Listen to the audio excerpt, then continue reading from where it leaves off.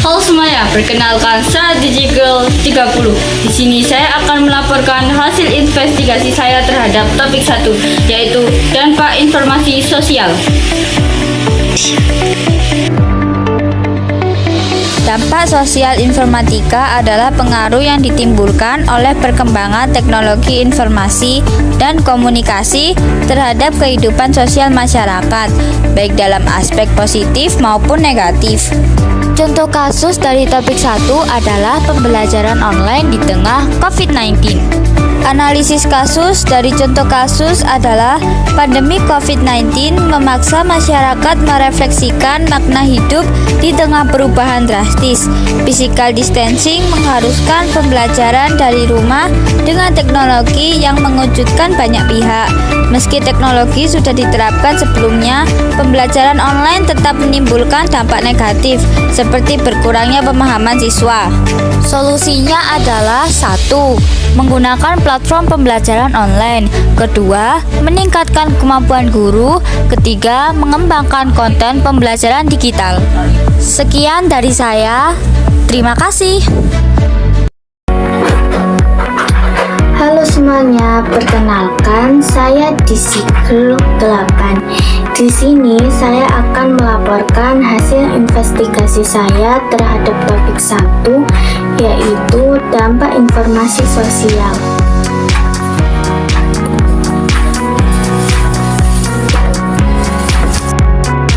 Topik 1.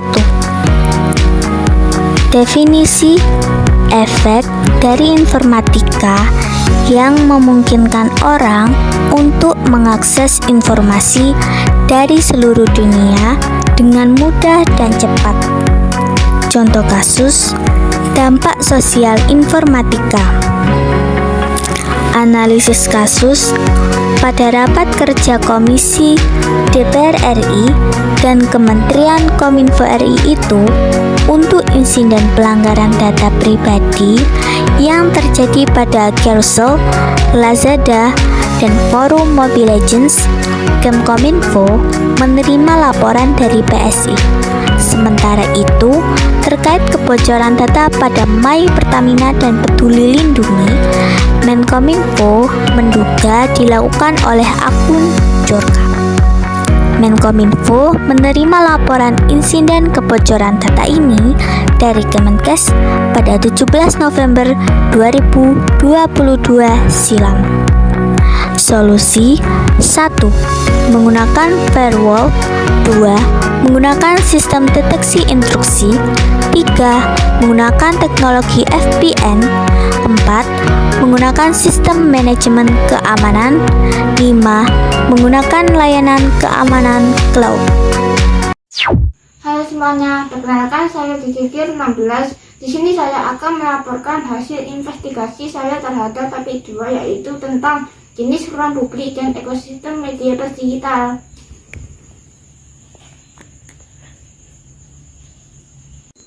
Pertama, mari kita pahami definisinya. Ruang publik virtual adalah tempat interaksi sosial berbasis internet, seperti media sosial, forum, dan platform diskusi yang memungkinkan masyarakat untuk berdiskusi dan berbagi informasi. Sementara itu, ekosistem media digital mencakup platform berita online, jurnalisme warga, serta distribusi informasi melalui media digital. Selanjutnya, kita lihat contoh kasus. Misalnya, sebuah berita hoax tersebar di media sosial tentang kebijakan pemerintah. Berita yang tidak diverifikasi ini semakin diperkuat oleh beberapa media digital demi meningkatkan jumlah klik. Akibatnya, masyarakat mudah terprovokasi dan disinformasi semakin meluas. Dari kasus ini, kita bisa menganalisis beberapa hal. 1. Ruang publik virtual memang mempermudah penyebaran informasi, tetapi juga rawan terhadap hoax. 2. Media digital yang terlalu fokus pada keuntungan seringkali mengabaikan verifikasi fakta. 3. Akibatnya, masyarakat mudah terpengaruh tanpa melakukan pengecekan sumber yang benar. Lalu, bagaimana solusinya? 1. Kita perlu meningkatkan literasi digital agar masyarakat lebih kritis dalam menerima informasi. 2. Platform media sosial harus lebih aktif dalam menyaring berita hoax agar tidak mudah menyebar. 3. Media pers digital juga harus lebih mengedepankan etika jurnalistik dengan melakukan verifikasi berita sebelum dipublikasikan.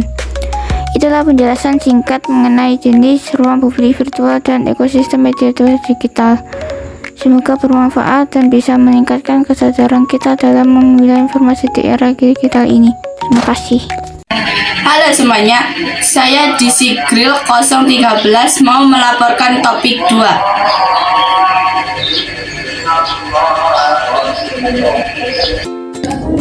Dari topik 2, judul yang saya ambil adalah ekosistem media pers digital. Definisi ruang publik virtual merujuk pada ruang digital di mana individu dapat berinteraksi berbagai informasi dan berpartisipasi dalam diskusi publik tanpa batasan fisik. Ekosistem media pers digital merujuk pada lingkungan di mana media pers digital beroperasi, termasuk semua elemen yang terlibat dalam produksi, distribusi, dan konsumsi berita dan informasi secara digital. Ruang publik virtual, masalah pembelajaran daring akibat pandemi COVID-19 menghadapi kendala teknologi, kompetensi digital, dan berinteraksi yang minim. Pihak terlibat: guru, siswa, orang tua, pemerintah, dan sekolah. Penyebab: keterbatasan akses internet, kesiapan teknologi, dan kesenjangan digital. Dampak: sulitnya pemahaman materi, rendahnya motivasi belajar, dan ketimpangan pendidikan. Ekosistem media pers digital, masalah UU Pers 1999 belum mengakomodasi perubahan digital sehingga sulit mengatur platform digital dan perlindungan jurnalis. Pihak terlibat: pemerintah, media jurnalis, platform digital, dan masyarakat. Penyebab: regulasi yang ketinggalan zaman dan dominasi platform digital dalam distribusi berita. Dampak: penyebaran hoaks, kesulitan media tradisional bersaing, serta ancaman terhadap jurnalis. Ekosistem media pers digital. 1. Adaptasi model bisnis. Media pers digital perlu mengembangkan model bisnis yang berkelanjutan seperti layanan berbahaya, langganan berbahaya, subscription, konten premium, atau kemitraan dengan pihak swasta. Menerapkan strategi monetisasi yang tidak hanya bergantung pada iklan. 2. Meningkatkan kualitas konten.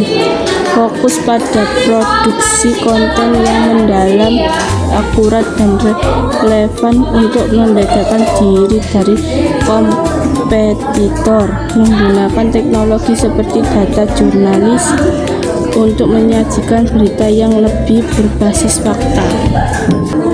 Solusi ruang publik virtual. 1. Meningkatkan literasi digital, edukasi pengguna tentang cara berinteraksi secara sehat dan bertanggung jawab di ruang digital.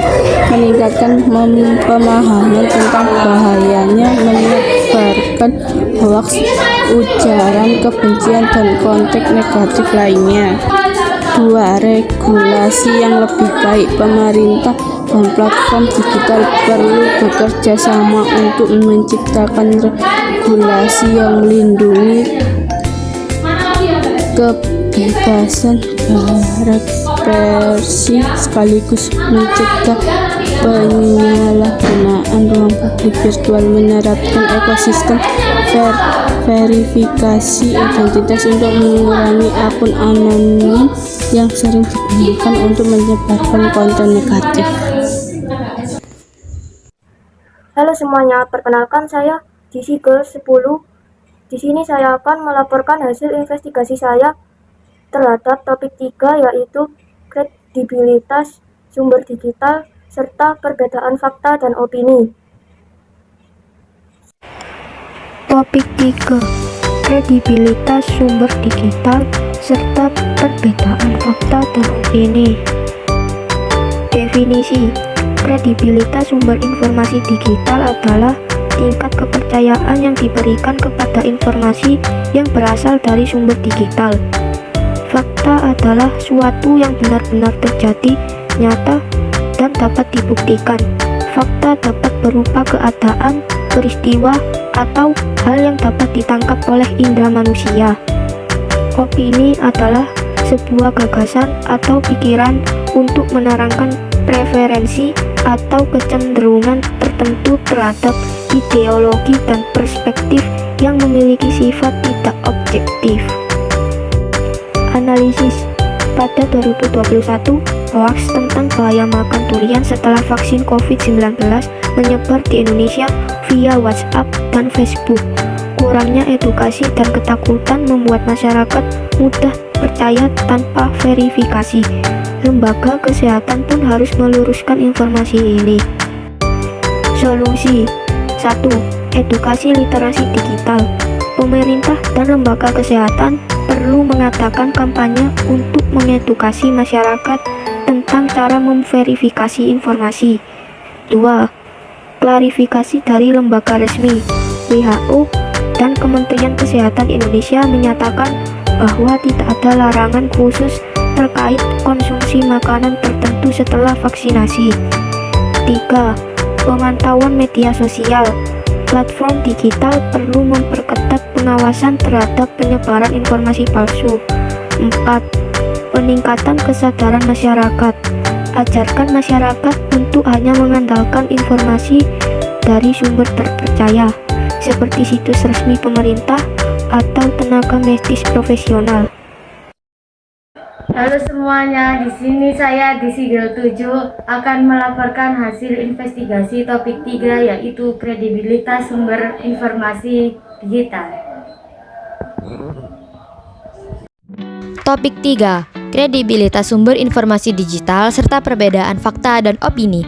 Definisi: kredibilitas sumber informasi digital mengacu pada sejauh mana sumber informasi dalam media digital dapat dipercaya dan diandalkan. Kredibilitas ini melibatkan keakuratan, kejujuran, konsistensi, serta keandalan sumber informasi. Fakta: fakta adalah peristiwa, keadaan, atau informasi yang benar-benar terjadi dan dapat dibuktikan kebenarannya dengan data atau bukti. Opini: opini adalah pendapat, pandangan, atau penilaian seseorang yang bersifat subjektif dan belum tentu dapat dibuktikan kebenarannya. Analisis kasus: klaim bahwa vaksin COVID-19 mengandung chip pelacak menyebar luas di media sosial menimbulkan keresahan. Kementerian Komunikasi dan Digital atau Komdigi mengklarifikasi bahwa informasi ini tidak benar dan meminta masyarakat tidak terpengaruh disinformasi. Solusi: untuk mengatasi disinformasi terkait klaim bahwa vaksin COVID-19 mengandung chip pelacak, beberapa solusi yang dapat dilakukan adalah: 1. Edukasi masyarakat. Pemerintah, tenaga kesehatan, dan media harus terus memberikan informasi yang akurat dan berbasis sains tentang vaksin COVID-19, termasuk bagaimana vaksin dibuat dan berfungsi. 2. Penyebaran informasi resmi. Masyarakat harus diarahkan untuk mendapatkan informasi dari sumber resmi seperti Kementerian Kesehatan, WHO, dan Kominfo guna menghindari hoaks. 3. Literasi digital. Kampanye literasi digital harus diperkuat agar masyarakat dapat mengenali ciri-ciri berita palsu dan lebih kritis dalam menerima serta menyebarkan informasi. 4. Penegakan hukum. Pemerintah dapat menindak penyebar hoaks sesuai dengan peraturan yang berlaku untuk mengurangi penyebaran informasi palsu yang meresahkan. 5. Kolaborasi dengan media dan influencer. Media massa dan tokoh berpengaruh di masyarakat dapat membantu menyebarluaskan fakta dan membantah informasi yang menyesatkan. 6. Pelaporan hoaks. Masyarakat dapat melaporkan berita hoaks melalui kanal resmi seperti situs Kominfo agar informasi palsu dapat segera ditindaklanjuti dan dibantah dengan fakta yang benar. Dengan langkah-langkah ini, diharapkan disinformasi terkait vaksin COVID-19 dapat diminimalkan dan kepercayaan masyarakat terhadap vaksinasi tetap terjaga. Halo semuanya, perkenalkan saya Disi Girl 05. Di sini saya akan melaporkan hasil investigasi saya terhadap topik 4, yaitu perundungan digital atau cyberbullying.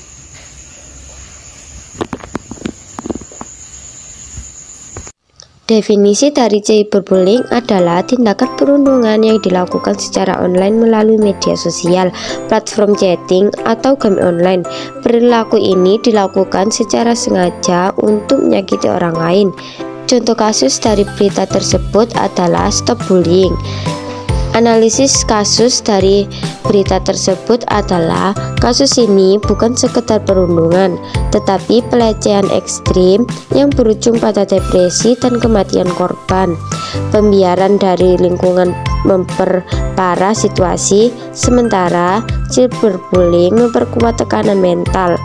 Kasus ini menyoroti lemahnya perlindungan anak dan urgensi tindakan tegas agar kejadian serupa tidak terulang. Solusi dari berita tersebut adalah 1. Jangan membalas, 2. Simpan bukti, 3. Laporkan, 4. Cari dukungan. Terima kasih. Halo semuanya, perkenalkan saya Disi Girl 29. Di sini saya akan melaporkan hasil investigasi saya terhadap topik 4, yaitu perundungan digital cyberbullying.